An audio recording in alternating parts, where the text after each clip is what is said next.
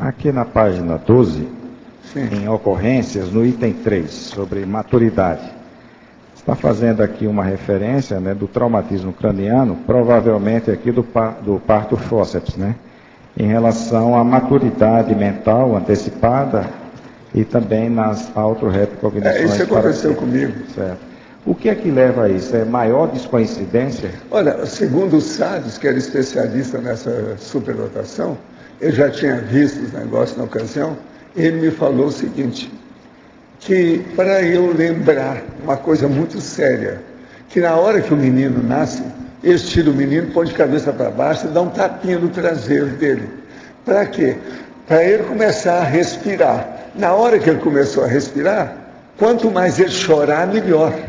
Porque ele amadurece, movimenta o processo da torrente circulatória, o negócio vai para a cabeça, a pessoa ele começa a ver onde é que ele está, e chorar contra a mãe, quero leite, etc. Tal. Então, isso, veja bem agora, na hora que racha a cabeça da criança, que foi o que aconteceu comigo, a minha mãe me falou, eu não perguntei, ela falava, todo mundo sabia disso, que eu chorei até os 11 meses, que a cabeça está rachada.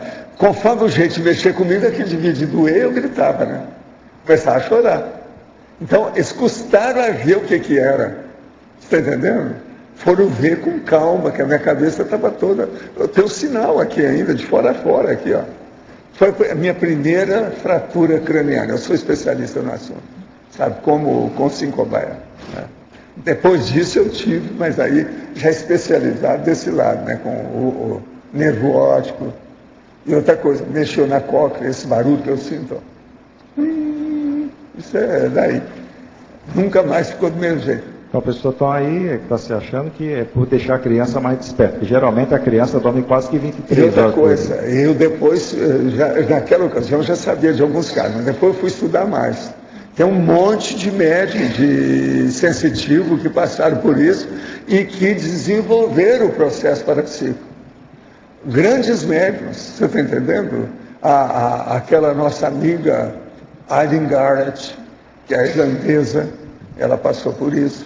Aquela outra, a italiana, que era de efeito físico, Eusapia Palladino, passou por isso. E tem outras mais mulheres menos votadas. Agora, tudo passou por isso. Agora, o meu caso, por exemplo, o negócio de eu chorar, com o tempo, a minha própria mãe falou assim, não, o menino aí, ele sabe tudo, é bobagem. Foi por isso que ela começou a ensinar para mim as coisas, eu fazer a correspondência toda da casa, das coisas que precisava, porque naquela ocasião, numa cidade igual aquela, que não tinha telefone, não tinha nada disso, o correio era essencial, você está entendendo? Para tudo. Era a grande repartição da cidade, era o correio, porque tinha comunicação com o mundo. É uma época que não havia plástico, não havia internet, não havia nada disso. Para tirar a cópia, era na base do carbono, sujava tudo, sujava suas mãos, a roupa, era um negócio. Então, a vida ainda era muito primitiva tecnologicamente, baseada nessa vida nossa atual. É difícil o povo entender isso, na década de 30. Agora, eu nasci em 32. Em 35, quando meu pai fez a casa lá no meio do cemitério, eu entrei no meio daquele povo do cemitério. Aquilo acionou a minha cabeça para ver tudo quanto era consciência. Minha mãe ia tocar um negócio com um bandolim, eu chegava lá e queria tirar o bandolim dela. Eles achavam que era ciúme meu, da minha mãe. A minha irmã sempre lembra disso. Aí é que eu expliquei, quando eu cresci, falei, não, é porque eu via as coisas todas, vocês não viam, eu queria falar, ninguém escutava. Você está entendendo? A hora que ela tocava, a Saudade do Matão, a Valsa da Morte, aquele povo todo saía das tumbas. E vinha todo mundo, aqueles filmes de horror. E eu via aquele povo tudo, umas pessoas muito bem arrumadas, mas tudo com cara de antiga, esquisita, parecia que estava com cheiro, você está entendendo, de mofo, naftalina. Não dá, né? O negócio então era isso. Agora veja, isso aos 3 anos, quando nós passamos por essa casa. Eu gostei demais da casa, porque dava mais ambiente para mim, e tinha as árvores do cemitério. Uma das árvores que tinha era um pé de jatubá, um galho enorme, que eu podia subir à vontade. Você está entendendo? E outra coisa, meu pai não saía de casa, estava sempre dentro de casa. Minha mãe ia dar aula. Eu, então, ficava à vontade. Você está entendendo? Tinha coqueiro, tinha outras árvores lá dentro, tinha, por exemplo, figueira, tinha uma série de coisas. Agora, o meu pai fez uma caixa d'água, dessas, do jeito que tem aqui assim, mas daquelas que coloca aquele negócio de gasolina grandão. Você está entendendo? Então, para pôr água, cabe 200 litros. Era a caixa d'água lá de casa de 200 litros. Aqueles tampores dos antigos de gasolina que havia, os grandões, era aquilo. Então, aquilo colocava lá em cima e fazia. Outra coisa, lá em casa tinha a bomba, entende? A bomba manual, para você tirar água. Tudo era feito assim. Agora, ali tinha mangueira, tinha figueira, tinha uma romanceira enorme de romã, entende? Várias coisas. Então, isso começou a me dar muita liberdade.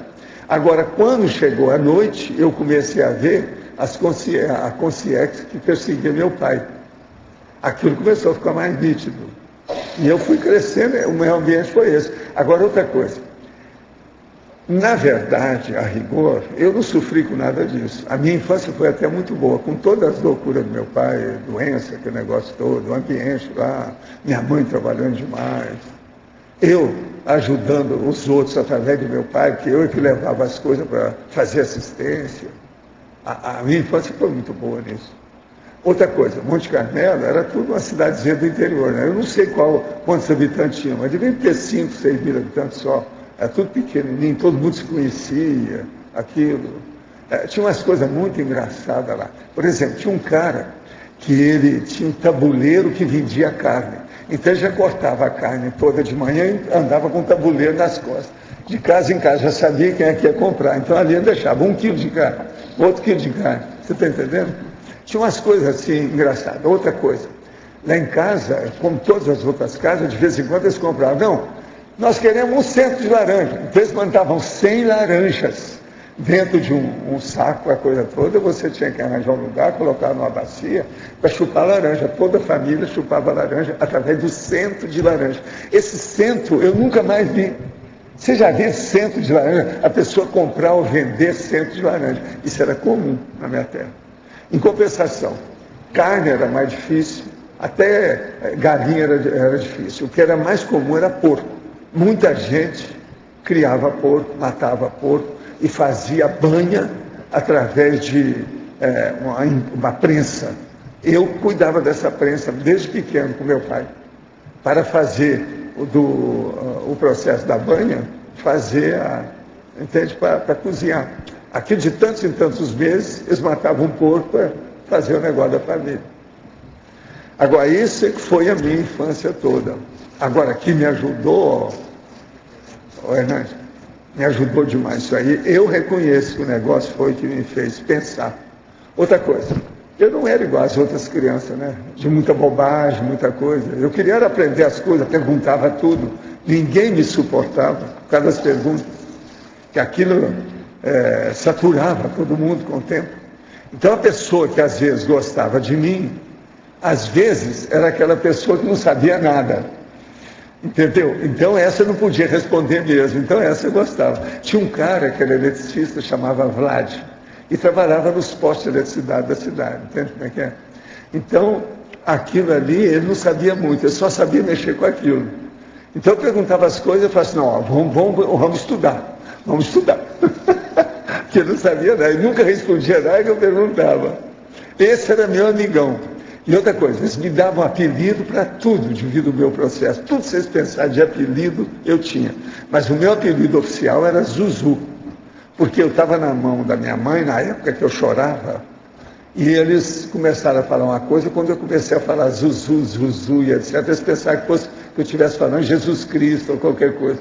Então ficou na base de Zuzu, mas na verdade não era. Eu sei depois que o negócio era por causa dos chineses que estavam lá na hora. Que é um processo hoje eles chamam isso, escreve lá como sendo Ziza, mas é Zuzu. O processo é Zuzu da época. É o que eu falava quando eu nasci. Você está entendendo? Agora estava na mão dela. Foi quando eu comecei a falar. Entende? Então ficou o nome de Zuzu. Lá já tinha outro Zuzu, homem, não era Zuzu mulher, não. Tinha outro. Ainda ontem eu estava com a minha irmã, ela estava lembrando, não, você tinha um xará lá, que era o Zuzu lá, junto à família Martins, tinha outro Zuzu, igual eu. Entende? Agora, o que eu vejo é isso. Até que ponto isso me favoreceu até hoje na questão intelectual? Eu acho que foi a prioridade que eu dou para o mental soma. Até na própria memória, Waldo, você acha que teve influência ou não? Teve sim. Por exemplo, alguma coisa dessa minha retrocognições, lá do período foi devido isso. Porque eu comecei a lembrar de 3 anos antes de eu nascer. O que ocorreu com a família? Isso é que criou uma hora bala dentro de casa. De início, eu falei, não, isso aí tudo é ilusão da criança. Do jeito que eles falam, né, que o menino está na lua, etc. Mas com o passar do tempo, pelos fatos, os lugares que eu fui, alguns meses depois, eu comecei a mostrar o que eu tinha falado antes. Aí eu falei assim, gente, o que o menino está falando é certo. Ele está falando um negócio antes dele nascer. Quem é que falou para ele? Não pode ter ninguém, porque minha mãe estava de olho em mim o tempo todo, né? A minha irmã já estava até estudando, às vezes, fora, nessa ocasião, não estava nem lá. Então ela podia cuidar de mim, quando ela não estava dando aula, o tempo todo. Você está entendendo? Então ela via tudo, como é que eu era, quem é que conversava comigo, como é que é a situação toda. E eu comecei a falar coisa antes de nascer, mas falando como é que era a cara da pessoa, tal, isso e aquilo. Aí eu falei assim, não, ele está falando do Tula. Era um cara que chamava Tula, que era mais ou menos aparentada a arte do lado do meu avô, entende? E como é que é? E eu fui descrever como é que era a casa dele, as coisas que haviam, e a casa toda. Eu falei assim, não, isso aí não é possível, de cara, né? A hora que nós chegamos lá, que eu vi umas árvores, que era tudo igual, eu falei assim, as árvores estão aqui, cadê a casa que estava aqui? Aí eu falei assim, bom, é essa que o menino falou, realmente tinha a casa. Eles desfizeram a casa para fazer a casa lá em cima, para poder fazer irrigação e melhoria da terra, para poder fazer plantação, tirar a casa do lugar. E eu sou da casa antiga, mas isso é antes de eu nascer, é da década de 20. Como é que eu sabia disso? Então, essa retrocognição, assim, antes de nascer, isso abalou o povo todo. A partir daquilo, eles começaram a me dar valor. Quando eu já tinha 9 anos, que aconteceu o negócio do meu irmão, que eu saí do corpo, minha mãe, meu pai, tudo já admitia as coisas que eu fazia. E outra coisa, eu usava muito os processos de desenho para mostrar as coisas. Sabe, aquilo que me chamava a atenção. Isso tudo clareou muito a minha infância. Agora, eu sou obrigado a reconhecer, né? Tudo isso me ajudou. O parto laborioso da minha mãe.